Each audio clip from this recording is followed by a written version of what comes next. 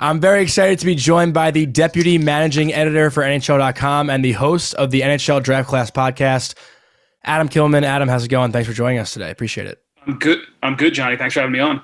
I say thanks for joining us, but it's really just me. So I do thank you. It's all right. For joining me.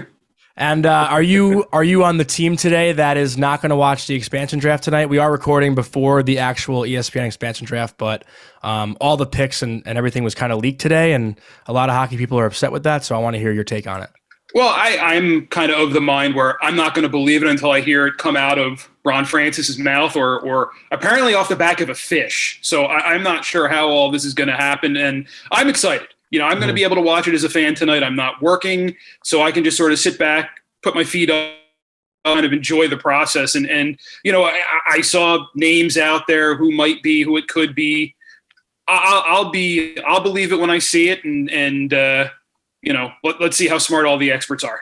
I'm the same way. I'll be watching tonight. I actually wasn't able to watch a couple years ago when Vegas had their expansion draft, so I'm not even quite sure how it actually works. So I'm very curious. But as someone who works in the game, and we've all seen the success with Vegas in the last 4 or 5 years already that it's been. Do you see Seattle being a playoff team this coming year? I feel like there's a lot of high expectations because of what Vegas did a couple years ago. The bar was set exponentially high by what Vegas did, because if you go back to 2017, everybody kind of looked at what Vegas had and were like, meh, maybe they'll be good in a couple of years. They've got some decent veterans they'll be able to trade for futures at the 17-18 trade deadline. Lo and behold, they go on all the way to the Stanley Cup final. It was something that no one saw coming. So to expect or assume Seattle will be able to come close to matching that, I think is foolish. If they're able to put a decent team on the ice, and I think for me, it's let's build the fan base there. And it's something that we said 4 years ago when Vegas was coming in. Let's just build the fan base. Let's get people excited. Let's make Las Vegas a hockey town. A little bit of an easier pull with Seattle because they have some more history of hockey there between junior hockey. Way back 100 years ago, they had, the Pacific Coast League when it was considered a major league. So there's a history of hockey in Seattle. They don't have to quite build all the foundation for, but let's just get a team in place that fans can get positive about and get behind and get excited about and see that there's a future there. So if they can turn that into a playoff team, fantastic. But the fact that they're going to be on the ice, cool new jerseys, cool presentation, just all the new and novelty of it, it's going to be great. Anything on top of that, playoff contention even would be a highlight. You can't compare anything that Seattle is going to do to what Vegas did, because it was so unexpected and so, out of the realm of any sport, really. I mean, baseball, football, basketball, hockey, you don't see an expansion team go from nowhere to championship series in one season. It just doesn't happen. So Vegas set the bar way, way high, and good luck to Seattle for trying to match it. I don't think they're going to be able to, but it's going to be fun to watch. There's also a key component that Vegas had that Seattle doesn't have, and that is the fact that every NHL player was so excited to go to Vegas to play a hockey game and play against them on the road and be in Vegas. And I'm sure the players went out the night before and had a good time while they were there. I've never been to Seattle, so I've actually never been to Vegas either, but I've heard way more about Vegas than I've heard about Seattle. So I'm not sure if players are going to be going out and having a good time the night before they play the Kraken like they did when they played the Golden Knights. Well, look, nothing matches Vegas, right? Maybe New York maybe comes close, but nothing matches Las Vegas. So everything's going to pale in comparison. But I've never been to Seattle either. But from everything I've seen, whether it's watching Seahawks games, Mariners games, just stuff around the town, highlights of what they have, the Space Needle and Pikes Peak Market. And you're going to see a lot of it on the Expansion Draft broadcast tonight, a lot of highlighting Seattle, the community. It's a cool place. And there are guys from the Pacific Northwest who play in the league who are going to be excited to go play there. Or guys who are from Vancouver, from that part of Western Canada, who are going to be excited to go out there and play there because their families who, rather than have to fly cross country to see them if they're in the East, you can just drive down the road to Seattle and see them at Climate Pledge Arena. So it's going to be really cool. I think guys are going to be excited to go there. And look, there is something to be said for being part of a first team. And whether that's in Las Vegas, Seattle, Columbus, Minneapolis, Nashville, wherever it is, no one can ever take away from you. You were part of that first team on the ice for the Seattle Kraken. So that's going to be cool.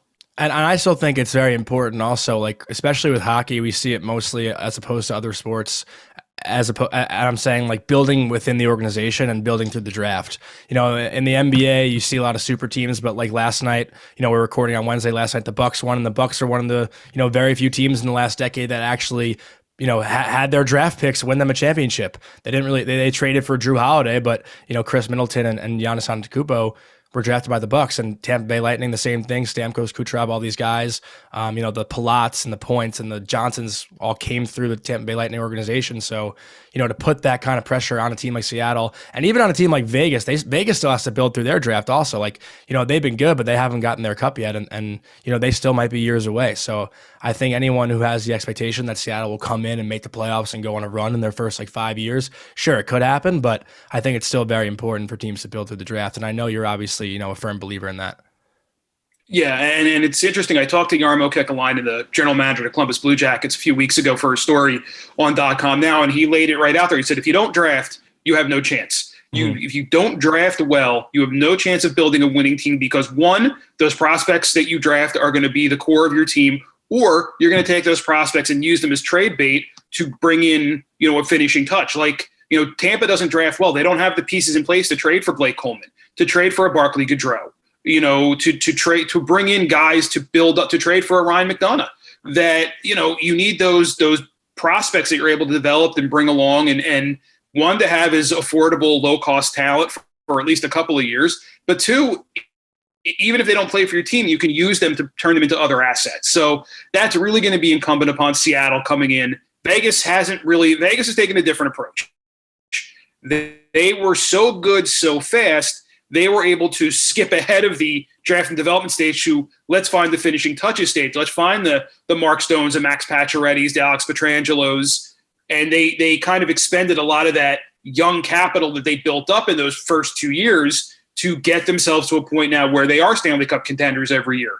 Doesn't work for everybody. I'm confident to say it probably won't work for Seattle. So it's going to be really important who they take coming up here in the draft on Friday and Saturday, and the 22 draft and the 23 draft and the 24 draft, as they continue to build up young players that can become more of what the Seattle Kraken is going to be as the guys they take, tonight in the expansion draft sort of, move on to other places.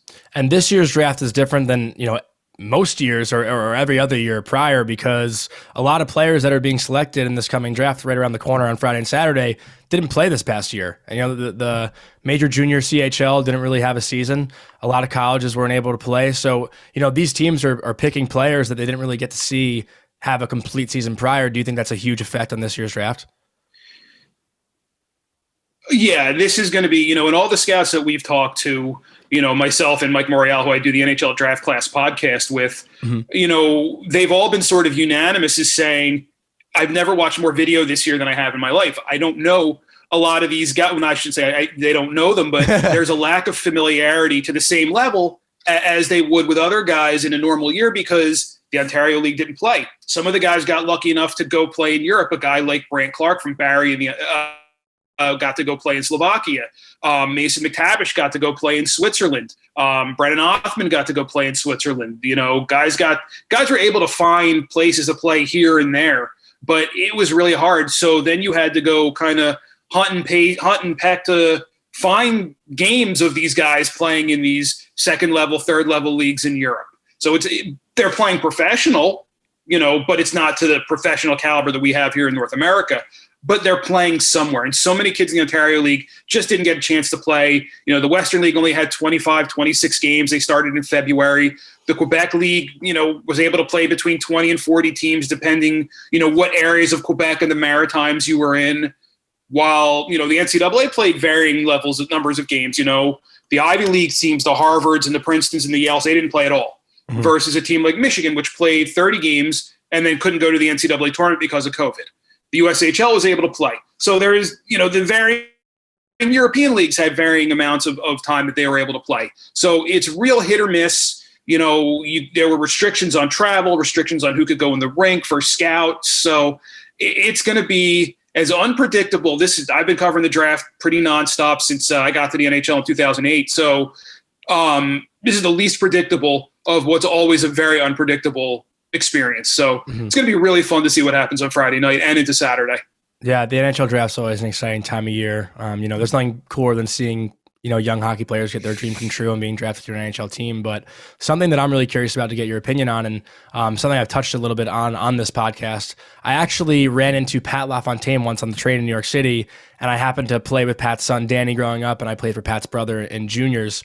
And Pat told me that the NHL had talked about moving the draft age up to 19, similar to what the NBA does. I know I've referenced the NBA prior because I'm a big basketball fan also, but do you think that would be something that the NHL might do in the near future? Because I do think certain guys like Jack Hughes and Austin Matthews who were drafted at 18 that didn't step into college and kind of went into the NHL right away, it can only make the college hockey product better and the junior hockey product better, and then allow them to have that extra year of development before stepping into the NHL. Because let's face it, 18-year-old kids, at least most of them are not built for the NHL. There are the select few, but I think we'd see a better product maybe if players were drafted at 19.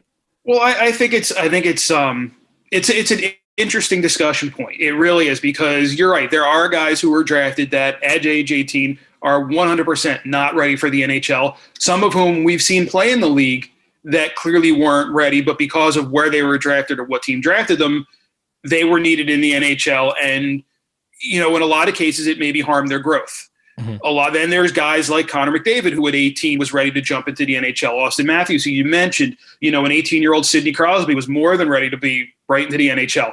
Would another year of junior hockey help them?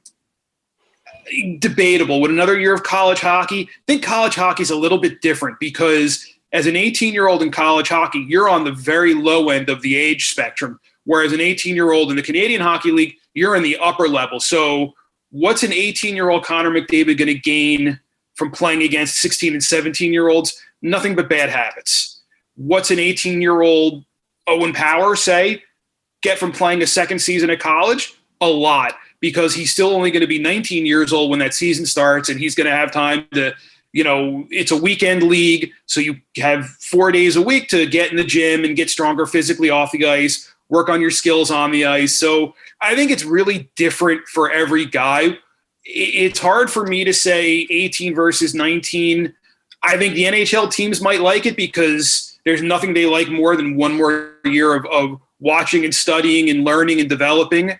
But at the same time, I remember back in 2009 when John Tavares was going through the draft, you got to remember he came into the Ontario League as a 15-year-old, and scouts, after 4 years of watching him, were like, oh, his skating's an issue. This is an issue. And I had a guy I really respect come to me and say, look, you can watch these guys until you're blue in the face and start picking apart little flaws, because at a certain point, that's all you see are the minuscule flaws. Nobody was not taking John Tavares because maybe his skating was a smidge off. Well, you seen what happened with John Tavares, what kind of career he's had for being, a quote-unquote maybe not a great skater.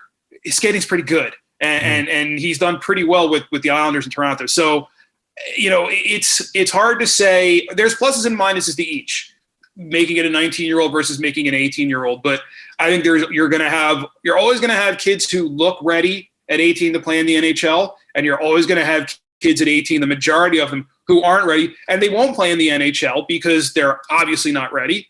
And maybe the handful of kids who get pushed in a little bit sooner, it would help them a little bit. But I think that's a really interesting discussion point that I know people far above my pay grade are going to have.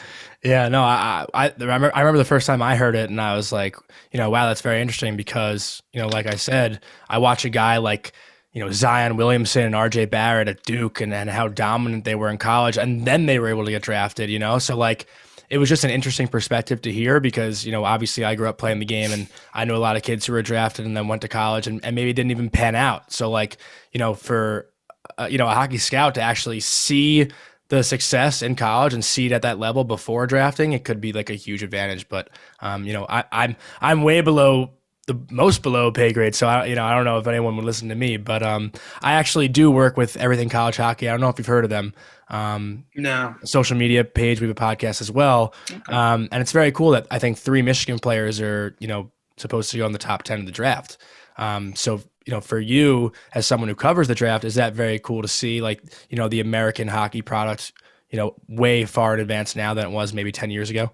Absolutely. I think NCAA hockey, it's been a very slow climb, but it has been a climb to where it is a viable route to the NHL. It used to be, when I first started covering the draft, it was like, oh, he's going to college, and you would sort of not look down on them when they, a player choosing college versus choosing the major junior Canadian Hockey League route. But now it's like, okay, now I understand why you're making that decision, because it does work for guys. It does give guys more of a chance to develop, more of a chance to fine-tune their skills, to work on their bodies off the ice. You see guys at 18, they're, 150, 160 pounds. They're probably not where they're going to be physically. But they come out of college 3 years later, they're men. They're 180 pounds. They're 190 pounds. They've grown into their strength. They've grown into their bodies. And it's an opportunity that you have at college that you don't generally get in the CHL, because the Ontario League, you're playing 68 to 72 games with crazy travel.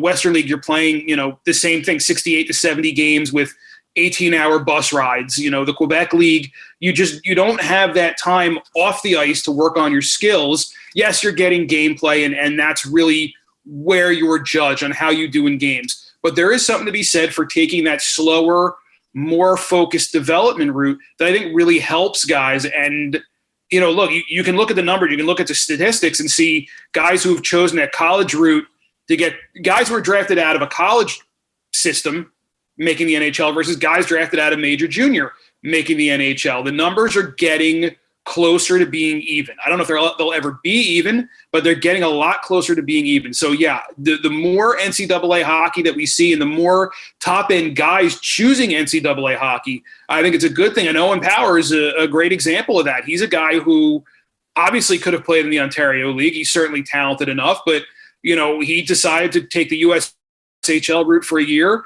and then go to Michigan. And now he's going to play, either he's going to play 1 year, or he's going to play 2 years at Michigan. So he's a number one pick in the draft. Mm-hmm. Tells you pretty much all you need to know about the viability of college hockey. If you're a good player, you will succeed no matter what level you're at. But to see more good players, and Kent Johnson is another one. He could have absolutely been a star in the Western Hockey League. He opted to go to Michigan also, and he's going to be a top 10 draft pick. Would he have been a top 10 pick had he gone to the Western League? Probably, but you don't know, because the competition's different. He goes to Michigan. He gets the chance to hone his skills, get stronger in the gym, because he's not playing 72 games. He's only playing 30 games. It's a huge difference there. So yeah, the college route for some guys, it's going to work better, but it's definitely a quality route that you can take to the NHL. Mm-hmm. And since we are a Rangers podcast, who do you anticipate the Rangers will take with the number 16 pick this year? Well, in our mock draft on .com, I had them taking Brennan Othmann from Kitchener from Flint in the Ontario Hockey League. Just, I know they need help through the middle. I understand that, but you look at him and I see a guy who brings that gritty skill that the Rangers really need. They have a lot of really talented young forwards, the Lafreniere and the Kakos and the Kravtsov. They need somebody who can play physical and open up space for them. Guy, Brendan Lemieux kind of did that a little bit, but not to the skill level that a Brennan Othmann has shown in his junior year, in his junior play, and also going over to Europe. He was able to do it, against grown men in the Swiss league this year. So, he reminds me a little bit of a Tyler Seguin, where he's gritty and he's getting on the forecheck and he'll play physical, but he's got a great release, a good shot. He skates well. He's a really good forechecker.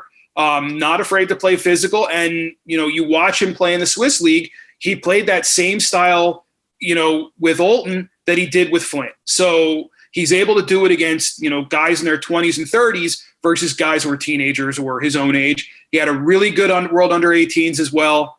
I understand that the Rangers need center help, but to me, you get a guy like Othmann, he opens up room for everybody else on the ice, and you can address that center depth at another time in the draft.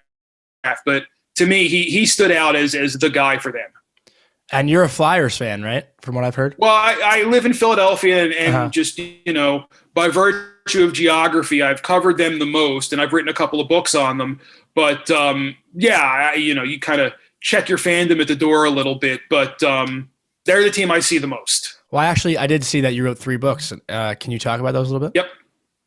Yeah, the first one's called The Good, the Bad, and the Ugly, The History of the Flyers. A much longer subtitle to that. I don't even remember all of it, but it's basically all the facets of the organization through a number of different prisms. And you've got the good, like, the championship years, the Broad Street Bullies, the team that won 35 straight games without a loss, the team in 87 that was the youngest in the league and got to the Stanley Cup final. Yeah, the good part of the Lindros days, which the Lindros era was an entire other chapter to itself. And then there was, there's bad, and then there's ugly, like, moments like the Pelle Lindbergh tragedy. And then I did 100 things every Flyers fan should know and do before they die. And there's interesting little nuggets in there, and it's very short, digestible little bits about the history of the organization throughout, I mean, you look at the expansion team, the expansion 6, the Flyers are by far the most successful. I know the Penguins have won more Stanley Cups, but with the Penguins, it's been more of that roller coaster where they've had some great years with Mario and some great years with Crosby and Malkin now. But the years in between, when it got bad, it got really, really bad for the Penguins. The Flyers have never really had that outside of the one season in 06-07 when they were the worst team in the league. They've never really had that sustained period where they're just the dregs of the league, bottom of the standings every year. Under Ed Snyder's ownership, Bobby Clark is the general manager for most of that time.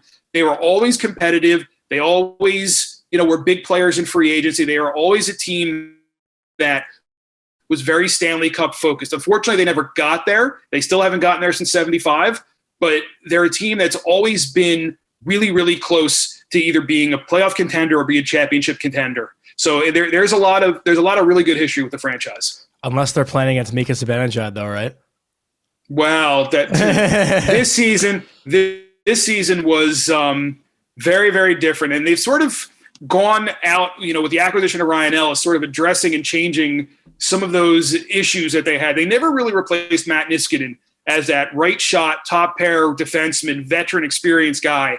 And it really hurt them last year because they never were able to find that coherence in the defense pairs. Alain Vigneault likes to experiment, likes to try different things.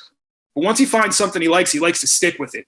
I don't think he ever found something he liked to stick with long enough among those defense pairs. He tried Phil Myers there. He tried Justin Braun there with Ivan Provorov. He tried Travis Sanheim. Nothing seemed to work. And the result was those 8-0, 9-1, 7-1 disasters that they had, not just against the Rangers. There were a couple of clunkers there. And that also sort of had a trickle down on the goaltending, which wasn't very good. Carter Hart did not have a good year. There was some effect on the forwards because they had difficulty getting the puck where they needed to get it at the time they needed to get it to be productive offensively, or they were worried about getting back and trying to defend and trying to help the defensemen. So it really just – everything was out of whack. I think having a guy like Ryan Ellis to play on that top pair, good puck mover, good skater, veteran experience, he's going to help them in all different areas of the game. And then you can slot out your defense pairs a little bit more coherently behind them. So I think they're going to be in really good shape, at least in that phase of the game moving forward. So let me ask you this. Who wins the Cup first, the Rangers or the Flyers? Ooh, that's a good question. And maybe we'll make a friendly bet on it. Yeah. Well, I think it's going to come down to which goalie stays healthy. Can Shesterkin stay healthy and be that guy for 60 games? Because I think he certainly has the talent. And I like what the Rangers have built around him, getting Adam Fox and building that defense core. I really like Keandre Miller and Ryan Lindgren and Jacob Trouba and Adam Fox. That top four there, it's really impressive. If Shesterkin can stay healthy and be consistent, I think they're going to be in really good shape. For the Flyers, it's, is the real Carter Hart the guy you saw 2 years ago, or 2 years ago with the back-to-back shutouts in the playoffs and the guy who really at times looked dominant, or was he the guy this past season who, there were holes in his game? If he can get back to being the guy that he was, look, pre-pause, the Flyers were a point out of first place in the Metro, and they looked like a team that was ready to go on a really deep run. They never were able to recapture that moment either in the playoffs last season or at all during the regular season this year, and that's why they ended up where they ended up. So, to say one team's closer than the other, I might have to give a little bit of the edge to the Rangers. I thought they were going to be a playoff team last year. Mm-hmm. I think bringing in Gerard Gallant, it's big. I think he was the best coach available on the market, and kudos to Chris Drury in his first big move as general manager, bringing in the best coach on the open market, not really overthinking the process and saying, this is our guy, this is who we want, and then getting him. So they have some other issues they need to fill. Obviously they need to get a little deeper through the middle, but I think the Rangers are in really good shape if the goaltending plays the way it's capable of playing. I think the Flyers are very close as well. Maybe the Rangers are a smidge ahead of them at this point, but it's going to be fun to see, in October when we drop the puck on an 82-game season, normal 82-game season. I'm really looking forward to that. Same here. So before I let you go, where can people find you on social media and find your podcast? Well, NHL Draft Class is the podcast. We're available, free to subscribe and download anywhere you enjoy your podcast, Apple, Spotify, Google Podcasts, wherever you like to go. I am on Twitter at NHL Adam K, and NHL.com/draft is going to have all your stuff for the 2021 NHL Draft coming up here on Friday and Saturday. We've got a ton of stories up there already to get you in the knowledge, build your knowledge base for the draft as far as top players by position, looking at different teams and what their draft needs could be. I have a nice story on the Columbus Blue Jackets and then what they can do with 3 first-round picks. And, my colleague Mike Morial has position by position top 10s and team needs. We have our mock draft up there. You can read about the mock draft. You can listen to it on our podcast. So there's a lot to look for there if you want to build your knowledge base for the 2021 draft. Well, thank you. I really appreciate you coming on. Hopefully we'll get you back on soon when the Rangers play the Flyers in the playoffs next year, if it happens. But no, thank you so much. I appreciate it. My pleasure. My pleasure.